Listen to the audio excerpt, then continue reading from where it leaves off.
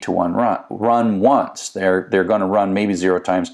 And in this respect, it functions exactly like an if statement, right? Meaning the first time through the loop, if it's not true, it's just going to skip right by it. So there's a couple of ways of getting out of loops. In this case, I'm constructing an infinite loop because remember the kind of definition of an infinite loop is if this is going to stay true. Well, true is the constant true. So this is going to run forever. And what it's going to do is it's going to prompt with a little arrow and then let us type and read whatever we type into the variable line. And then if the line is done, we're going to break. Now break is an executable statement. And if you hit the break, it exits the innermost loop out to the place beyond the end of the loop. So when this runs the first time, and we say hello there, line is not done, so it prints it. So it prints out hello there, and then goes up. And then we type in again, we type finished, and so it's not done, so it prints it. So now comes that print statement. And then we type in done, and now this becomes true. And it comes out and runs the code beyond the end of the loop. The key is it doesn't go back. It's like once you've done a break, that loop is done. And so you look at basically, the block that is the loop. So here's kind of the loop block. And then the break goes to the line after the end of the loop block.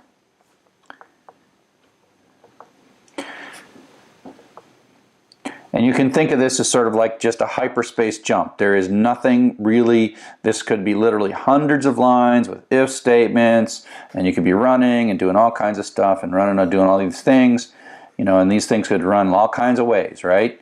The point is as soon as you hit a break statement, however much stuff is down here, however much stuff is up here, it exits to whatever the next line is beyond the end of the loop. Continue is another loop control statement, but it works differently than break. So break says get out of this loop. Continue effectively says stop this iteration. We're done with this iteration. And so continue says go up back to the top of the loop. Oops. Yeah. Go up back to the top of the loop. And so here we read a line. If the first character is a £, line sub 0, if that first character is £, we're going to skip it. And this is a way for us to make like little comments in our typing.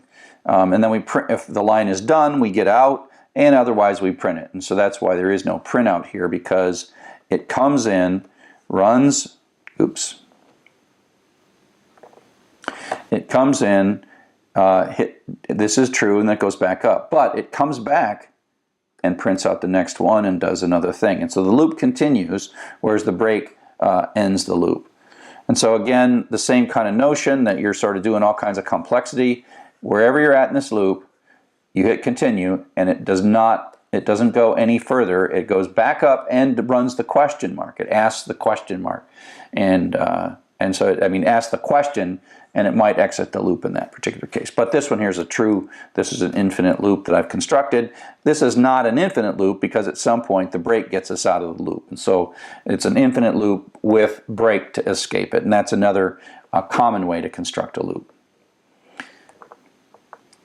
So these loops that we've been drawing so far, the ones that use while as their keyword, are what are called indefinite loops.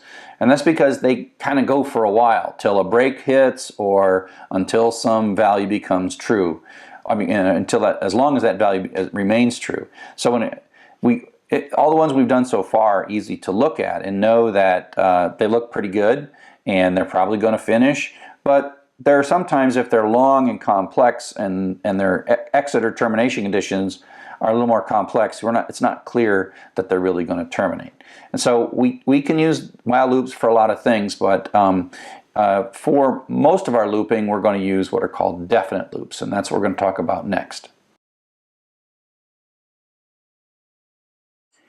So definite loops use the for keyword, and the idea of a definite loop is it's going to loop through some set of things. It might be a set of lines in a file, it might be a set of characters in a string, it might be a set of strings in a list of strings, but whatever it is, it's sort of going to run a finite number of times depending on the thing that it's looping through.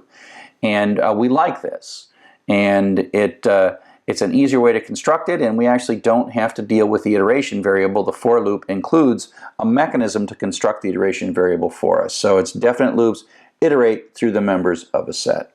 So here's a very simple for loop. And so you see the for keyword, and in is also a keyword. And the iteration variable is something we put right here. This I is declared. This I is like an assignment statement. And I is going to take on successive values. So I is going to be 5 the first time through the loop. Then I is going to be 4 the second time through the loop. Third, 2, 1. So I is going to be assigned 5 different times to 5 different values. And then the loop is going to run. It's going to run once with 5, once with 4, once with 3, once with 2, and once with 1. And so this block of code we have contracted, say, execute it 5 times with these values of I.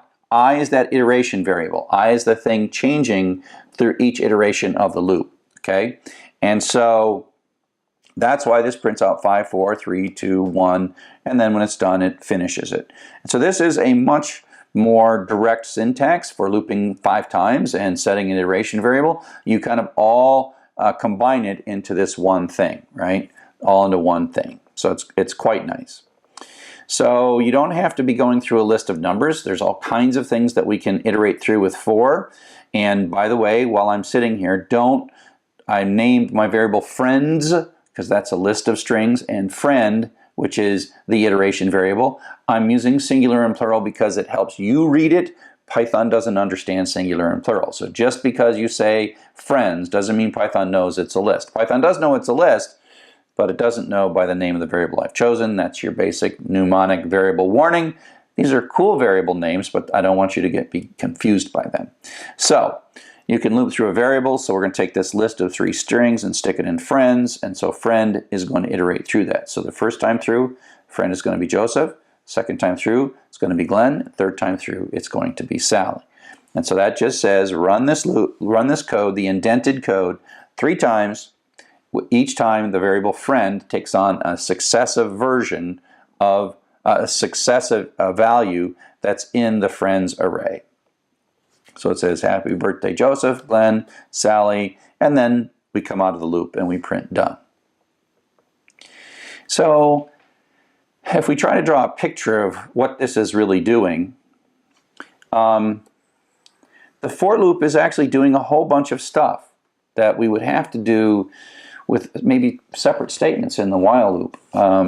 First, it decides how many times to run the loop, so it's answering the done question, which way do we go, and it is also then moving I ahead. It's managing the iteration variable. If you go back to it's initializing it too. If you go back to the while loop, we had n equals 0, while n greater than 0, n equals n minus 1.